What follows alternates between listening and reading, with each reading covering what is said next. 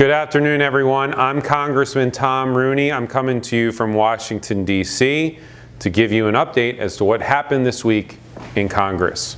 In early January, the House passed the Restoring Americans Healthcare Freedom Reconciliation Act, which, among other things, would repeal major provisions of Obamacare. Not surprisingly, the president vetoed this legislation when it came across his desk. And yesterday, the House voted to override that president veto, an action that requires two-thirds majority in both the House and the Senate. And unfortunately, we did not have enough votes to override the president's veto, and the motion failed. But next Congress, when we have a Republican president, we won't need two-thirds, we'll only need a majority, and Obamacare will be repealed. And apparently President Obama is the only person left on earth that doesn't consider his health care law to be an abject failure. I firmly believe that the only way to make health care more affordable for Floridians and Americans is to repeal this law and start over with a piece-by-piece plan written specifically to bring down costs, with a critical first step being medical liability reform.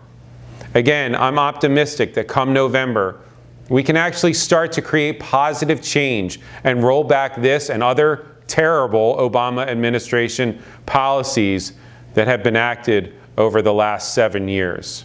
This week, the House also passed a bill to strengthen sanctions on Iran in the wake of the president's reckless nuclear deal. The bill prohibits the president from giving Iranian individuals and banks relief from economic sanctions until he can absolutely prove to Congress and the American people that those people are not continuing to support terrorism or Iran's ballistic missile program in any way.